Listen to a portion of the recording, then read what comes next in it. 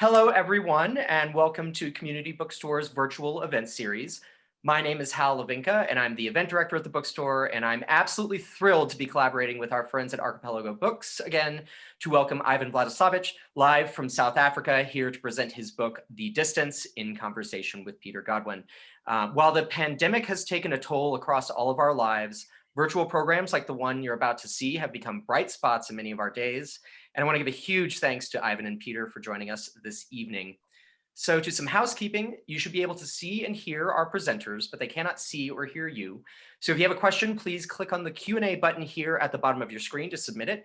We are going to be asking the Q&A questions throughout the program, so I encourage you to ask early and often. There's also a chat button down here where I'll be posting a link to purchase tonight's book. So please keep an eye out for that and click and buy, most importantly. A caveat for tonight's program and for all virtual programs, we are all at the mercy of our home internet connections and server loads. So please bear with any technical issues that could arise. We will try to solve them quickly. And finally, we'll be continuing our virtual series across all of the fall and into the spring. So head over to our website and sign up for our newsletter to stay up to date. One that I do want to point out, in 2 weeks, our NYRB Classic series continues with a discussion of Susan Taub's modernist masterpiece, Divorcing, with Jess Bergman, David Reeve, and Ethan Taubes. Registrations for that event are live now, so please check it out on our website. So now a little about our authors, and we can get started. Ivan is a novelist, essayist, and editor. He lives in Johannesburg, where he is a distinguished professor in creative writing at the University of Witwatersrand. His books include The Folly, The Exploded View, The Restless Supermarket, Portrait with Keys, and Double Negative, among others. Among his recent publications are Flashback Hotel, A Compendium of Early Stories, and The Lost Library. His work has won several prizes, including the University of Johannesburg Prize, the Sunday Times Fiction Prize, and the Alan Paton Award for Nonfiction. In 2015, he was awarded Yale University's Wyndham Campbell Prize for Fiction. And born and raised in Zimbabwe, Peter studied law and international relations at Cambridge and Oxford. He has worked as a foreign correspondent in Africa and Eastern Europe for Sunday Times London and BBC TV. He now lives in Manhattan and contributes regularly to National Geographic, New York Times Magazine, and BBC Radio.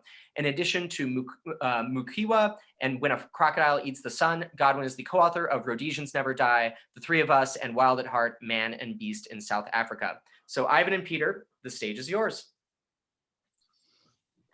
Hi, hello everybody. Hi Ivan, welcome. Well, I can't remember exactly what time it is in Johannesburg. Is it in the middle of the night? Yeah, it's about 12:30. Well, thank you for staying up. Thank you for staying up for this event. I hope you don't nod off halfway. No, I like to think I'm at my best after midnight, Peter. It's a great honor and privilege to introduce you, and I hope that I'm just here as a sort of facilitator. I hope mostly to hear from you. The Distance, your new book, is a stunning achievement. I have to say, it's such a good book. You reach a point when you read a book where you go from envy, you tipple over into envy when you see another writer writing, at the top of his form, as I think you are here. When we were reading off the books that you've read, I've noticed that you seem to be speeding up, and I wondered, as an achingly slow writer myself, I think I'm from the Thomas Mann school of plodders. He once defined a writer as a person for whom writing is more difficult than it is for other people. You seem to be speeding up somewhat, and also have a day job as a professor at Wits, University of Witwatersrand, and you edit other people's work. Are you speeding up? It doesn't feel like that to me. I'm glad I'm creating that impression, but I think I'm publishing fairly consistently. This particular book took a long time to write, but yeah, on the whole, it's a case of, I guess, trying to balance out the different kinds of activity. I'm editing less than I used to. I used to work more or less a full-time job as an editor. But these days, it's mainly the teaching on the writing program at Wits and then trying to get on with my own work. So writing and publishing quite consistently, I hope. The Distance does feel like it's a book that has been a long time in the making. I mean, it feels like a book that has really marinated in your background and in your own experience. How long has this book been on your radar, as it were? Yeah. You know, I've been like one of the characters in the novel. I've been carrying the scrapbooks around with me since I was a schoolboy, and very much a part of my sort of writing baggage. Something I always thought I might write about. The first notes towards the book were made about, I would say, about 20 years ago. The first attempt to actually try and make something of them. So, and that was, started out as a set of notes about trying to write some kind of essay, some sort of analytical essay about the material. And then over a very long period, it morphed into a novel. And yeah, went through lots of different versions until I finally found a way of making the fiction material and the analytical material, which is still sort of there, getting them to work together. And I know this is a somewhat invidious question, but I think readers always do kind of want to know, what's the ingredients of the stew to some extent. I mean, how much does the distance draw on your own life, your own background, and how much of it is fictionalized? It's hard to separate out. I think it draws quite closely on my experience, but it's also fictionalized. So I think, I mean, that's not a very helpful answer, but it's a blend. I mean, I think in terms of the Muhammad Ali material is directly out of my own experience, and then I think the atmospheres and some of the details of the boys' lives is drawn from my own experience. But I think, you probably know from your own experience, when you start putting the material down, some transformation begins to happen, whether you like it or not. And I guess it then becomes a question of how far you take that, how much fictionalization you kind of allow in a way. So it's for me, it's definitely a novel. Let's put it that way.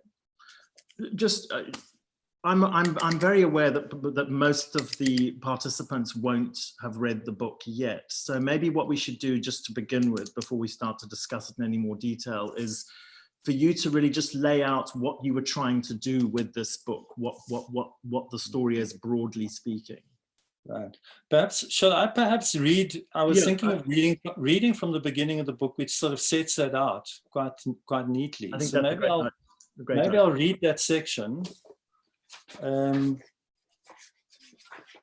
then we can talk a bit further.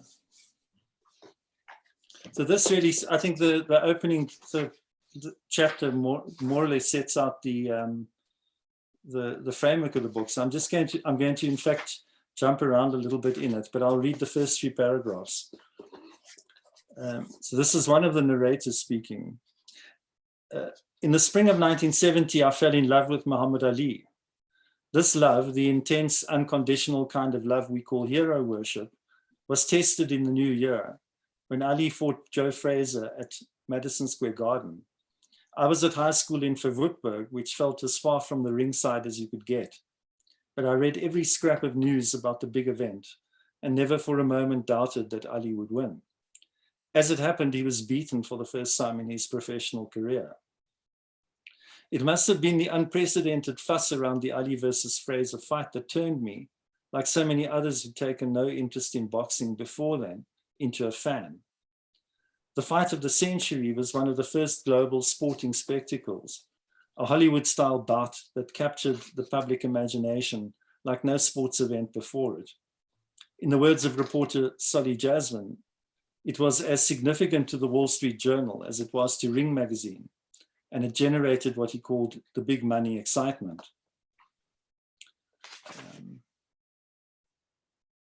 And then I'm just going to jump to the next section, and this really, I think, captures how the book works. We had no television in South Africa in the 1970s, and our news came from the radio and the newspapers. The fight of the century produced an avalanche of coverage in the press. My dad read the daily Pretoria news and 2 weeklies, the Sunday Times and the Sunday Express. And so these were my main sources of information. In the build-up to the fight, I started to collect cuttings, and for the next 5 years, I kept everything about Ali that I could lay my hands on, trimming hundreds of articles out of the broadsheets and pasting them into scrapbooks. 40 years later, these books are spread out on a trestle table beside my desk as I'm writing this. Let me also confess, I'm writing this because the scrapbooks exist. The heart of my archive is 3 eclipse drawing books with tracing paper sheets between the leaves. The newsprint is tobacco leaf brown and crackly. When I rub it between my fingers, I fancy that the boy who first read these reports and I are one and the same person. So that's really the springboard for the novel, that this character, writer character, has got these scrapbooks trying to make sense of them. Discovers it's rather more difficult than he imagines, and so ropes his brother into helping him with recalling their childhood together, recording their boyhood together. And yeah, the book then charts, I suppose, there's sort of 3 strands to it. There's a strand that's the writer character Joe writing about Muhammad Ali and the sort of archive of material. There's his brother Branko, who's more or less writing about their childhood together. And then there's Branko writing about this strange collaboration that he has with his brother. And so those three strands are sort of woven together. I mean, it did occur to me reading it that it's also very much about, it's about home and belonging and love, fraternal love, and I mean, it's beautifully restrained in the way that you've written it. There's no elbow jogging, but it is. Is that a fair? I mean, is that something you were interested in when you were writing it? Yes, I think so. It's certainly the relationship between the 2 brothers is, I think, for me, the central dynamic of the book. And yeah, home and belonging. You know, I live in Johannesburg, and I'm regarded very much as a Johannesburg writer, but I grew up in Pretoria. And this is really my first attempt in fiction to write in detail about my childhood in Pretoria. I've invented a few Johannesburg childhoods along the way, but this is the attempt to grapple with the real material. And I mean, when I was reading through it, I mean, it's absolutely marinated in wonderful local detail and larded with, you know, Afrikaans words and expressions that I wondered, you know, and local slang words like doos and bliksem and sommer and nogal and skelm and taking a slash and sarnies and lighties and fuffy slide. And I was wondering, you know, how much whether you know, foreign readers would understand that. Most of the time, I think it's kind of obvious from the context, would you say? I think so. I mean, I guess it's always a question of how much you can ask the reader to cope with when it comes to local idiom and so on and slang. But it seems to me that, you know, as a writer and reader who lives in a place like South Africa, I'm constantly reading books that come out of the centers, like the US or London or New York or so on, or books that come out of India, for instance, where the books that are full of language that's not familiar to me.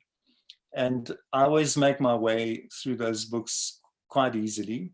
I think it's, you know, nearly always obvious from the context what the writer's talking about. And so the question of, yeah, I think if it really comes to it, you can always look something up if you need to. But you know, I prefer not to have a glossary in a book. I think most readers, even I don't even mind if they read past the terms like that for their literal meaning, but get them for the flavor of the language. And I think that's really what they're doing there. Yeah, that's my approach to it.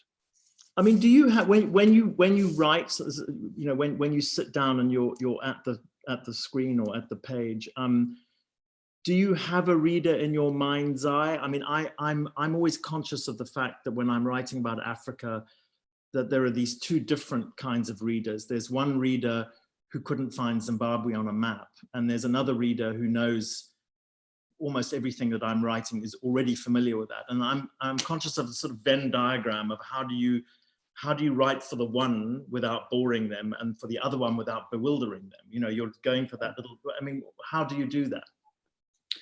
Yeah, I think I tend to err on the side of just going with less explanation and trusting that the reader will figure things out. So I think at some point I developed quite an aversion for books that explain South Africa to the world.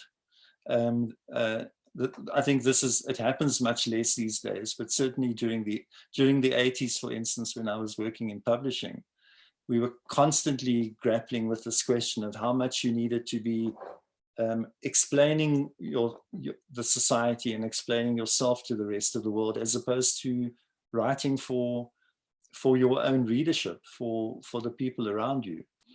And so I don't think about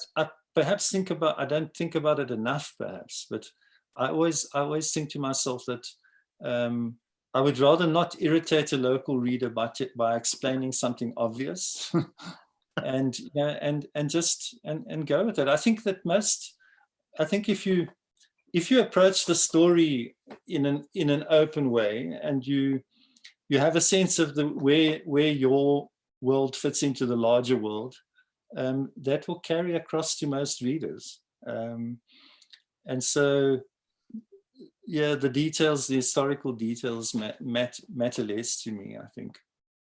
Right. I mean, there is the thrill of recognition, I think. I mean, for people who are familiar with the places that you're talking about, especially when there's a passage of time, so that even people who know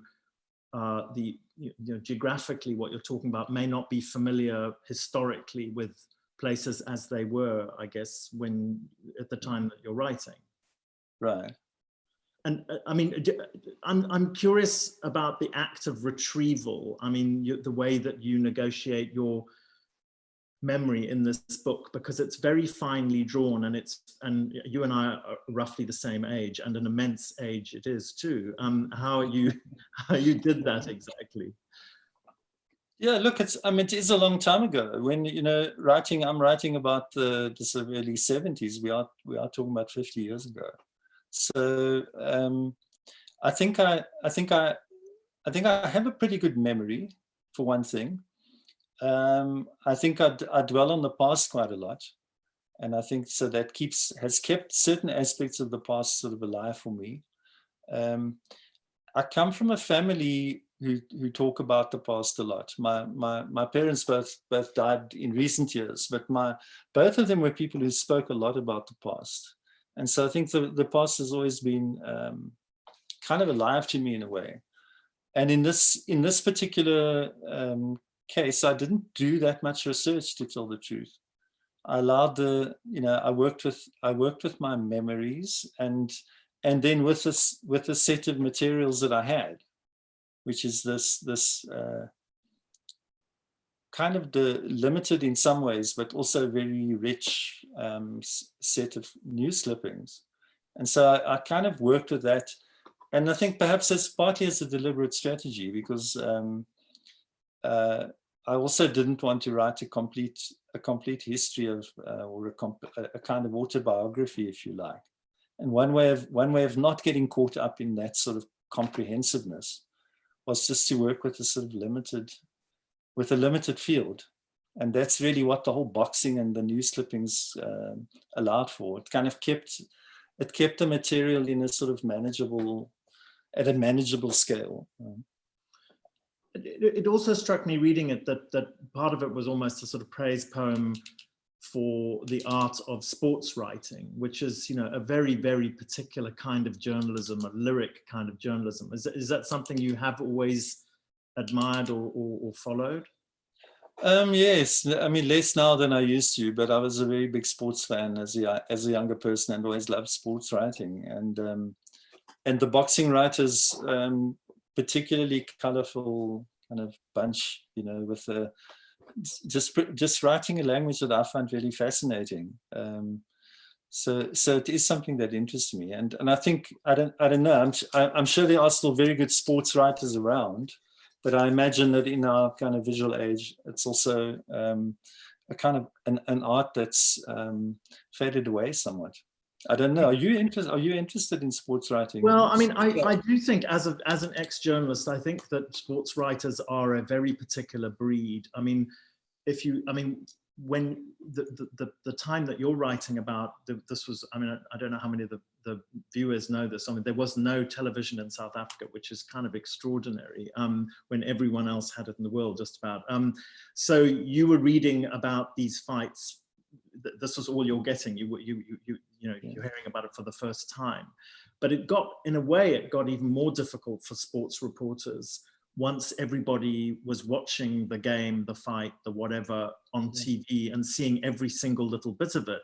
What was left over for the journalists to do? And that's an art now, which I think it's wise, and you have to do it really quickly too. So I think that sports journalists are an amazing breed, and they often turn into very good political commentators, and they're used to working fast and to doing sort of value added stuff. So I think it's a very particular breed.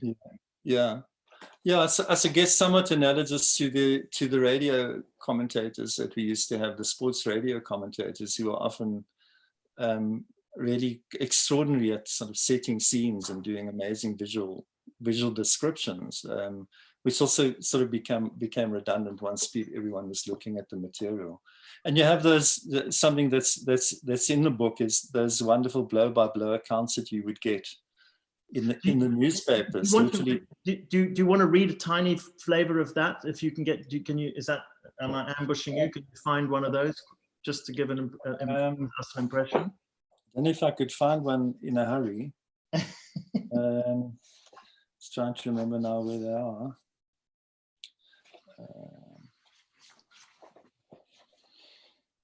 Perhaps we can come back to it. I'll see if I can find. You're right. Parts of the book felt very sort of meta to me in the bits that where Branko is talking about the nature of writing, and Joe is talking about how you just get it down and then you come back and edit it. I mean, does that reflect your own views on those particular things? Can you tell us a bit more about that? Yeah, I think what I've really done is sort of disperse my views across two characters. It's probably my views are both, some amalgam of both of those, the characters' views. So, in having a brother, having a writer figure who has a brother. I don't have a brother, actually. You don't? So that's extraordinary, yeah. Right. I was wondering that. So that was really a way of kind of entering into some kind of conversation with myself around these questions, I guess. But the meta. I mean, I guess I'm fascinated as a writer and editor. I've always been fascinated by how the process happens. And this was the writing process, or putting a book together. And this was an opportunity to kind of argue that out across the book, yeah. And as an accomplished and editor yourself, what's that Latin saying? Who watches the watchman? Who edits you? I mean, do you self-edit? How does that process for you? No, I mean, I have editors. I've always been edited. I think that probably the manuscripts that go to editors are in better shape than most writers, because I have first of all, because I'm obsessive about it, but secondly, because I do a lot of the little tinkering that editors and proofreaders usually do. I enjoy doing myself, which a lot of writers don't like that side of the process. They'd rather have someone else do it. So I tend to do those things myself and produce manuscripts which are already fairly consistent in their spelling and stuff like that. But at the same time, I really believe in the editing process. I think it's a really important part of making books, of writing books, and making good books. I think it's a very undervalued part of it. And so I'm very happy to work with editors, because I've worked as an editor myself. I really appreciate the process, and I'm very open to editing. So yeah, I've been lucky. I've had some very good editors. When I started out, my very first work was edited by David Phillip, who was then running David Phillip Publishers. It was my first real encounter with a serious editor. It gave me hell. And I always find, if you trust the editor, because really it's not about finding someone who's going to be right about everything. It's about finding someone whose sensibility somehow meshes with what you're trying to do, and letting the material be run through another view, another mind.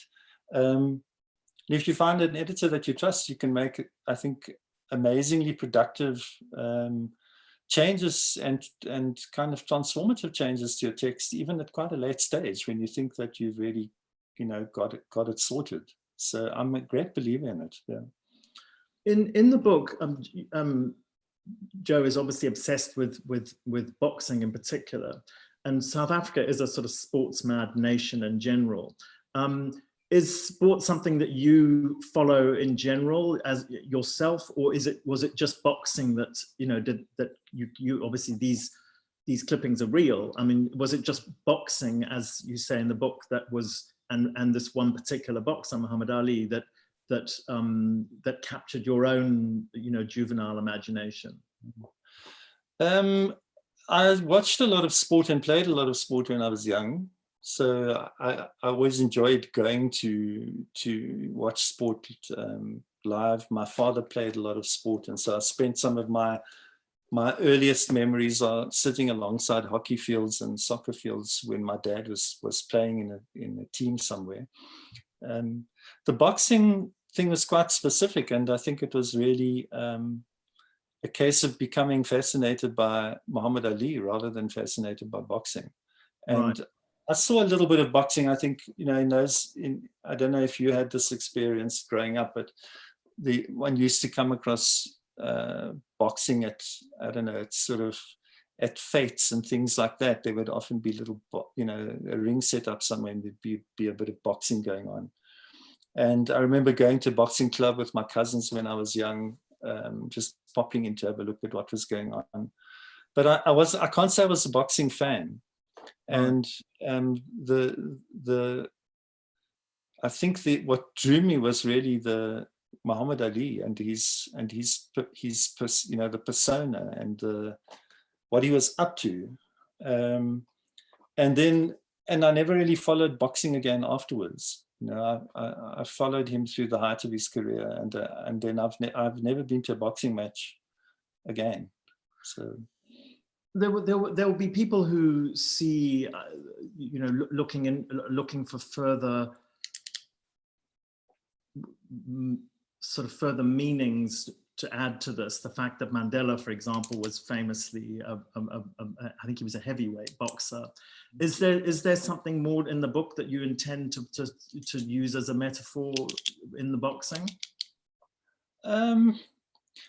I think it's there for a couple of reasons. I mean, I think it's partly the Muhammad Ali story and boxing is there as a sort of containing framework in a way. It sort of holds things together, and it allows me to, I think, play off the small story or the more intimate family story against a bigger backdrop. So it's a way of pulling in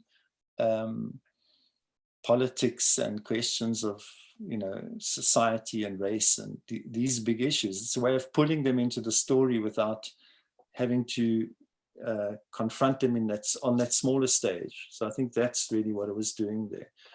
And then I guess boxing is used as a I mean, the book is an exploration, I suppose, the way I see it, of kind of masculine identity in a way, of how boys grow up,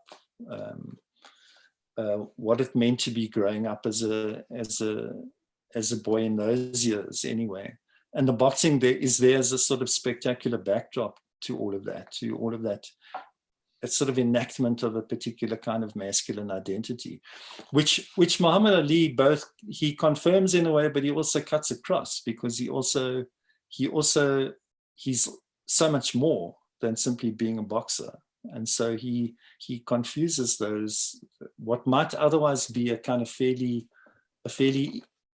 simple analogy, or a fairly simple set of correspondences with boxing. He jumbles it all up because of his disruptive personality.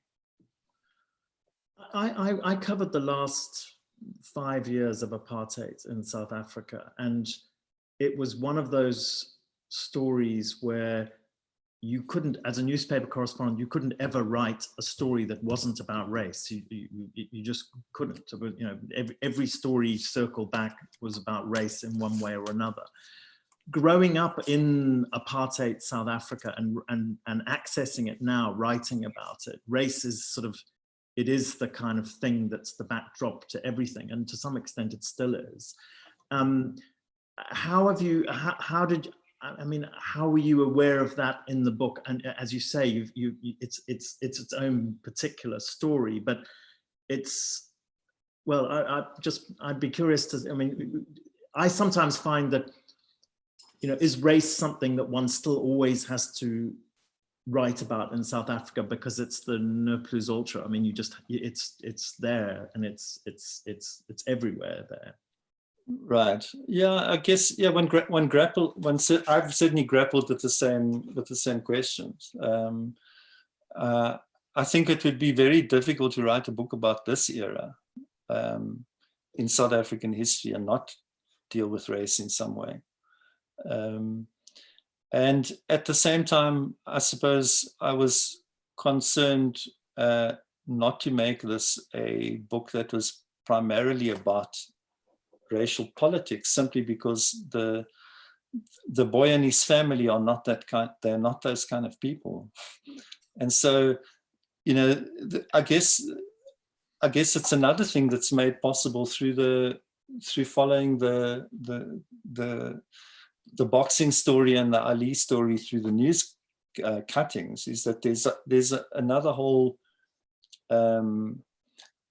set of racial attitudes and racial assumptions that emerge in the journalism, and so one's able to look at those things from a little bit more distance. And, you know, the whole sense one gets in the writing around him, for instance, that the way in which he's attempt to kind of transform his who he is, the way that's resisted by the boxing writers in some way, or by some of them anyway, reflects a certain set of racial attitudes, but what's possible for Black people in that era, what they're supposed to be doing. And so I think I was looking in a way for a way of dealing with race through that material, and then also trying to reflect it in the other story, but not make it the heart of the story. Maybe it is, I don't know.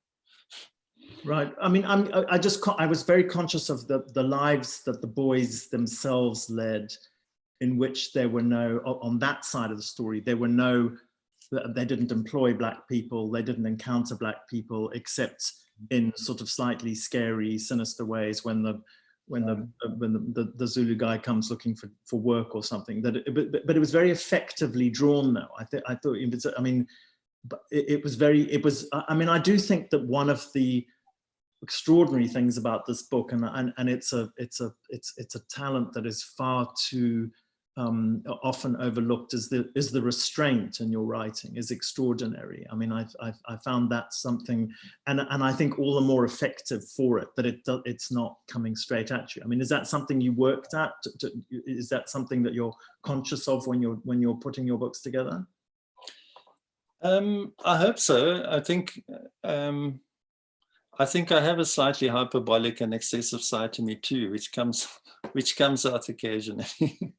but yeah, certainly, I think, yeah, restraint. That's a compliment. Thank you. Well, before I compliment you too much, I'm going to start taking some of the questions from the audience, and then we can carry on as we want to. I'm just having a look. Here's somebody, Melissa, who likes you a lot. She's asking a little bit about commenting that your work is very formally diverse, and wants you to talk a little bit more about how you come to the shape of your stories or novels. At one point, does the form become clear for you? Yeah, I suppose the formal diversity, I think that's a fair comment. I think that it partly arises from the fact that I'm kind of looking for the book as I'm writing it, rather than sitting down with a very clear sense of what I'm trying to do in advance. And I think this book is a slightly extreme version of it, because it took me so long to find the form. But in a way, I think that's happened with almost everything I've written. That it's almost invariably I've started at in one place thinking I'm doing one thing, and I've ended up doing something else. And so I guess if you have that speculative approach to the work, and the work is kind of provisional, and you're figuring it out as you go along, then you often end up with something that's different, or that's new. So I think that explains it. And then I guess it's just a question of wanting to do something different. I don't. If you have the idea that the book is a kind of puzzle that you're trying to figure out, or that you're trying to discover something through doing it, that you're not simply coming up with a story and putting it down, then you're looking for something. You want to challenge yourself in some way, or find something different, find something new as you go along. Some of the questions we've sort of dealt with a bit, but here's one saying that asking if in your teaching work, whether you derive anything in the creative process from teaching writing, or have you taught for long enough that those discoveries are over? She's asking as a teacher. I haven't been teaching writing for very long. I've only been at it for about 5 years. On the other hand, I've actually think of the teaching that I'm doing in the university program now as in some ways an extension of the work that I did as an editor, because I think that there's a teaching aspect to editing. And it's one of the reasons why I think it's important. It doesn't always happen, but I think if you, I was talking earlier about having worked with David Philip, for instance, as a very young writer. I learned a huge amount from just taking seriously what he was doing to my work, taking the editing seriously. So I think, and I've noticed this as working as an editor over many years, I've noticed that there's a certain kind of writer who, if you edit them in a very thorough and very engaged way, and they're really able to take the editing as a learning experience, as people say. And so if you edit another book by the same writer, you'll find they're not making the mistakes, or then they've kind of absorbed something from the editing. So, and then there are writers who don't do that. Don't take anything from the editing. I mean, you can change the book, and they can accept that. They can accept that transformative work. But if you edit another work by them, they'll be doing pretty much the same thing they were doing before. So there's, you get both. But actually, I mean, to get back to the actual teaching, I mean, I find it very interesting. I think there is a lot to learn from it. You obviously, if you've been writing for as long as I have, and you would know this, Peter. You've seen a lot, and you've learned a lot of stuff along the way, and so you tend to come in teaching. You tend to come across many of the same issues, so it can become a little bit repetitive. But on the other hand, you know, they're always surprising things. The students always surprise you, and they always bring work that that you don't expect, and do things that are really interesting. So I find it interesting. There's a question here about talking about the language of childhood, that you know, so obviously there's a big age change in the characters in the course of the book. And I remember from my own first book having a, you know, there were sort of 3 big age changes, and trying to figure out the actual language. Was that something that, I mean, did you have to sort of create those languages? Were you conscious of the language changing in the course of the book? Yeah, I think so. I think if I look back over the book, I can see that some of the early chapters have quite a different quality to them. I don't think I had to work especially hard at it. But it was clear to me that there were 2 kind of different voices working there. And I guess that was also to circle back to the conversation earlier around the boxing. I mean, that's another thing, that the whole boxing story and the relationship between the 2 brothers in their adult lives makes possible a kind of adult version of things too, so that can be played off against the childhood stuff, which is another way of just you know, leavening that stuff a bit, diluting it a bit, so that it's not the novel didn't come across purely as a kind of childhood memoir, which I think I think Mukiwa works in that way too, that you have the childhood stuff then kind of leads into the military experience and the adult life, and that's, I think, what also it casts the childhood material into a different light. It creates a kind of perspective on childhood which is built into the book, which I think you did in your book as well.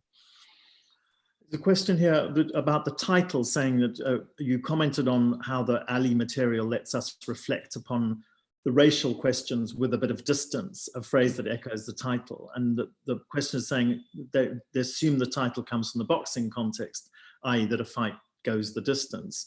But the narrators are also looking back at their lives from a distance, as you are, obviously. And we see these social and racial questions at a distance. Even the boy's experience of boxing filtered through the papers is at a distance. Can you comment or reflect on the meaning of the title and how you chose it as the title? Well, I think the person asking the question's done a pretty good job of commenting on it already. I agree. If there's, I think that's all there. It's kind of it's certainly a play on different kinds of distance, and I guess a reader pointed out to me actually that is also the relationship between the brothers, which starts out as being quite a distant relationship. When the book starts, they're somewhat estranged from one another, and then moves through the course of the novel, becomes a closer and closer relationship, to the point where they kind of almost merge at the end into a single character. So it was in that aspect of the book as well. Yeah. I mean, I must say, I obviously one always wants to leave people wanting more, but in terms of the individual characters, I mean, there are not that many words, for example, given to the parents. I mean, they're there, but it's not principally about them. But yet there's such vivid characters. I mean, the burning of the dream journal, for example, was just I mean, talk a little bit about that, because it was just so effective, and just I felt it was just an absolutely sort of devastating little detail. Right. Yeah, that's a scene in which the mother character burns in the garden a journal of her dreams, the dreams which she has written down to take to a therapist of some kind. And the writer character in the novel has always imagined that he would somehow inherit this journal, this book. Yeah, I think I was aware in writing the book that there's such a focus on the male characters, on the two brothers, and there's a focus on the father to some extent, maybe a little bit more than the mother. And so I was quite concerned that to create scenes for the female characters, specifically for the mother, that were really important. So even though I'm glad to hear you say that about the characters, even though she plays a small part in the book, I think she plays a kind of crucial part. And I hope that the scenes that are devoted to the mother are, particularly important to me and important to the meaning of the book, I think. As well as the Muhammad Ali journal and the quoting from the press clips there, you've got at each chapter you've got a little press clipping just from contemporaneous goings on from the newspaper.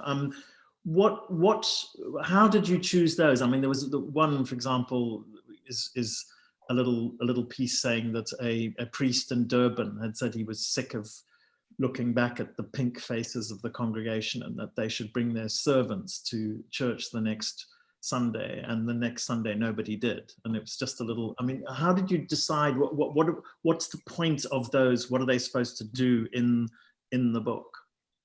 Yeah, well, they come from the reverse side of the clippings, and there's a notion in the novel. One of the minor character at some point notices that the material on the reverse of the clippings is actually quite interesting, and that was something that I'd noticed myself over the many years of kind of paging through these scrapbooks that form the foundation of the book. They started to fall out of the scrapbook, and I became quite engrossed with what was going on the reverse side. And are those the actual one? Are those the actual ones that were there? Yeah. So I decided to basically to use things from the reverse of the clippings that again just throw a different kind of light on the place and the time, and I could have, I suppose, I thought at some point maybe I should go into a newspaper archive and find some things that are really fascinating, or really very much to the point. And then I thought, well, I've got all these cuttings, let me have the courage of my convictions and see what I can find on the reverse of the cuttings. And so all of them they come not only off the actual newspaper cuttings, but they come off more or less off the period of the story that they fit into. Right. So they have this strange, I guess. I found them strangely compelling, partly because they're just totally incidental. I mean, it's just whatever happened to be on the other side of the cutting, and you get such a strange and very revealing sense of what the society's preoccupations were. No, I think you made absolutely the right decision, because there's something wonderfully random and yet wonderfully relevant about them. It's just the sort of serendipity of it. There's a question here saying that in the gap between you finishing the book and its publication, in this case the American version, what's it like to come back to this book after the stinker of the year 2020, which was still in, it's not over? Yeah, it's I think it's always interesting when there's a little bit of a lag between the initial publication and then the subsequent editions, it's always a bit strange, because one does move on in one's imagination and in one's work. One moves on. Usually, as the actual writing work is finished, a year or so usually before the book appears. And so you already have that lag. By the time the book appears, you have to make a certain leap back into that space. And in this case, it's about another year or so later. So it's always interesting. It's a case of actually trying to immerse oneself again in that project, and it does require a certain effort. It's been made a bit easier for me because there've been a couple of translations of the book in the interim, and I've had the kinds of translators who ask a lot of questions about the translation, and that makes you think about the work. So I've been doing that over the last year. So it's not as if the book has drifted entirely out of my head. But at the end of the book, you do have, I mean, you have the sort of advent of Trump, and you've got, I mean, you've got it's contemporaneous in that regard. Right. Yeah. It was Muhammad Ali's death coincided more or less with the end of Trump's election campaign. So yeah, it was. I think it was a good place to end a book. I was also sorry. Go ahead. No.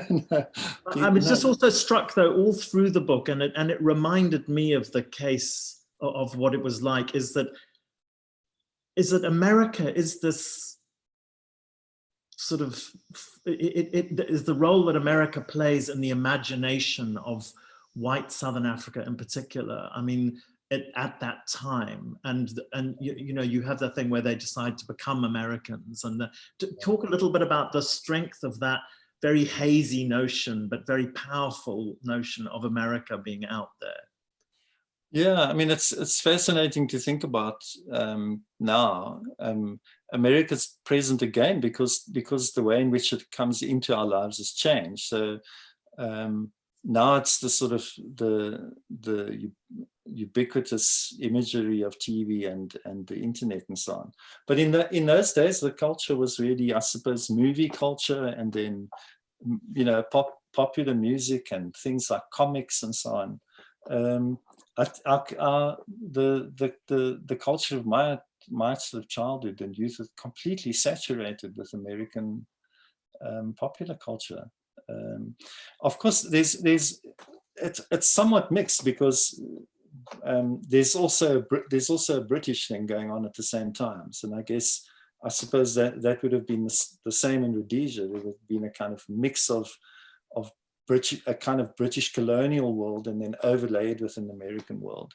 I think the South Africa, starts out my early childhood, and this is probably also has to do with my particular family. My father was very much a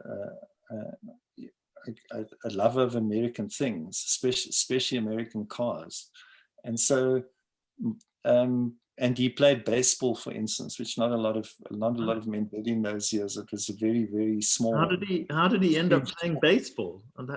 There was a baseball league, there was a baseball league with very small, but with names like the Cardinals and the Braves. When I was a teenager, my brother-in-law played for the Valhalla Braves, and it was a very small sport, but there was even a national side, believe it or not. So yeah, it's just completely, I mean, it's hard to imagine, completely pervasive, hard to imagine one's own culture in a way separated out from American influence. Which I think I don't know. You would know that better than I, but I'm not sure that Americans always understand this, or maybe they do.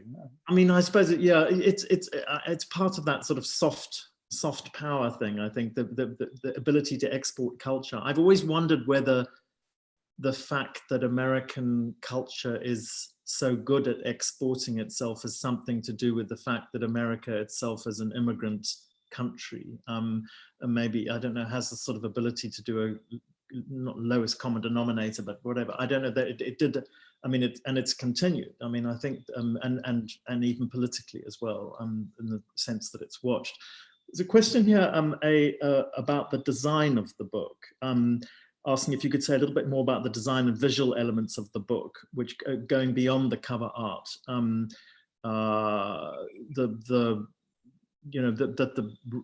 It's interleaved throughout in the font and the text as with the illustrations of the chapter titles, and are those all from the original scrapbooks? Yes, they are pretty much. The fonts and that the quotations are set in a different font, and in the South African edition of the book we used a slightly different typeface, which is what I was using on my manuscript copy for the quotations. Initially I had them in quotation marks, and of course because there's quite a lot of quotation, the whole text was sort of bristling with quote marks, and so I then put them into italics, and I also didn't like the look of it because I think, yeah, I just didn't like it. And then I began using a different typeface to set the quotations apart. A typeface that's kind of visible but not incredibly obvious, so that you could sort of read when you read you could kind of read past the different typeface in a way. But if you focused, you would see that there was a different typeface. You would be able to identify the quotations. In this edition, and this was the idea of Zoe Guttenplan, I think, I hope I'm pronouncing her name correctly, who's the designer who worked on this. It was her idea to use the gray typeface, which I think works very nicely. And then Archipelago also gave me the option of actually illustrating the text in some ways, and rather than putting images into the whole book, we decided on using some small and hopefully, I don't know, resonant images on the chapter title pages. And they are pretty much all from, well, most of them are from the cuttings. Those that are taken from newspapers are all from the cuttings as well. And then there are a few, like the Leslie Charteris book cover, for instance, it's referred to in the book, and I have a stack of them in my study, but they're not strictly from the newspaper cuttings. Yeah. If I can just go back for a second, I'm always curious about how people come to writing, the extent to which your experience is like Joe's. I mean, what's your origin myth? I mean, how did you start? What made you a writer? Because I know, it's not exactly an obvious thing for, our men of our generation in that sort of culture to do. It's about as far from what you're being expected to do as possible. What was your impulse? How did it happen? It goes back really to my school days and childhood. Of always of loving reading, for one thing. I think it starts probably with reading, and coming from a reading family, a family that read not in a very directed or organized way, but that both my mother and father were always reading, and then just I can't really explain it, but I think from very very soon after I learned to read, when I was quite a small child, the idea of writing always seemed to me like the thing to do. It felt like there was the fun side of it. If reading books was so much fun, well, writing them should be the thing to do. Little did you know. I mean, it sounds always a little pretentious to say that I discovered this at a very young age, but certainly when I was a schoolboy, I was already writing for myself from when I was a very young teenager, keeping notebooks and writing stories. And were you able to access some of those for this? I mean, do you still have those original notebooks? I have a couple of them, but I avoided them. the somewhat discouraging texts, but if I could put it that way. But I do still have a few of them around. But yeah, this is something that I don't know. I mean, how did you start, Peter? Can I ask you a question? I mean, I didn't. I mean, I had the same sort of schoolboy stuff, but I didn't really. I came back. I really started writing properly after I was working in television, and I missed the printed word. I'd been a print journalist and whatever, and also I think that the further I got from my own childhood, the more bizarre I realized it was, and that it was now. It had sort of disappeared, and I felt like, well, if no one else is going to write about it, I better. You know, it was just a sort of, it was a kind of project of retrieval in a way. I mean, in the book, Joe sets off to read the Bible. He does that. What talk to me a little bit about that and what was going on there? Yeah, that's something I just gave to the character. Then going, you know, deciding to read methodically through the Bible. I mean, it's something that's worth doing. I think it's definitely something one should. Well, yeah. Well, I was Jesuit educated, so I didn't have a choice. Can we go out on a last little bit of reading? Is that possible? Have you got something keyed up that you could do? Sure, I can definitely read something.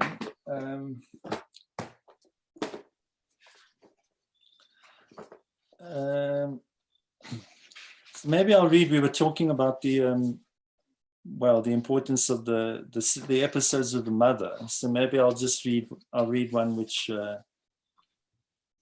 like. This is a scene with that involves Joe and as a small boy and his mother. Have I got long fingers? My mother takes my hand in hers and runs her thumb over my knuckles. The ring finger curves in at the end, just like my dad's and my grandpa Vladislavić's. This crookedness is a mark of the Vladislavić men. They don't look very long to me, Mom says. But are they longer than normal? I wouldn't say so. And she squeezes my fingers into a taper, turns my hand over and rubs the palm. You've got your father's hands. Then she puts her finger to her lips. Her radio serial is about to start again. She's sitting on her bed and I'm on the dressing table stool. The silver transistor radio is propped on a pile of books on the bedside table. We sit in silence while the Reverend Matthew, the troubled young priest who's the main character, wrestles with his conscience as he does every day. When it's over, she turns the volume down. Who says you've got long fingers? It was Tim. Tim Knowles said you have long fingers. He said that's what Auntie Jilly said. Is that so? She gets up and looks through the window. Auntie Jilly's Forksy is parked in the driveway. She stands there for a while looking out and then she turns back to me. Well, she must be mistaken. Her own children have such stubby little hands. I'm sure they'll all grow up to be street sweepers. Later that afternoon, she pulls on her cardigan, stuffs a box of fags in the pocket and a tissue up the sleeve, and goes across the road to have a cup of tea with Auntie Jilly. When she comes back, she calls me to the lounge, puts her hands on my shoulders and looks into my eyes. Is there anything in this house that belongs to Tim Knowles? No, Mom. Actually, there's a pocket knife that he swapped me for a Hillman Minx with one wheel missing, but I'm not supposed to have a knife and it's well hidden in the bottom drawer of my desk, so I don't mention it. Anything that belongs to his brother? No, Mom. His sisters? No, Mom. All right, she says, now I want you to stop playing with Tim. I don't want you going over there, do you understand? But Mom, but me no buts. You're not to set foot in that boy's yard again. Is that understood? Yes, Mom. She doesn't realize, or she does, that it's impossible for me to stop playing with Tim Knowles. We're building a tree house in his garden, and the plan depends on me. I'm supplying the materials, the borrowed boards and planks from the stash behind the servants' quarters, and long nails from the jars in Dad's garage. Tim has the tree. That's great. Well, listen, thank you very much. I'm going to hand it over now to Community Books because we've gone over. I'm sorry, we've gone over time a bit. Yeah, but... no, it was just great. That was absolutely fabulous. Ivan, Peter, thank you so much for joining us tonight. This was really wonderful. To everyone watching, the book is The Distance. You can pick up your lovely Archipelago edition at Community Bookstore. Before we go, actually, I'm going to post a link one last time. So please do click on that or head to communitybookstore.com and you can pick up a copy there.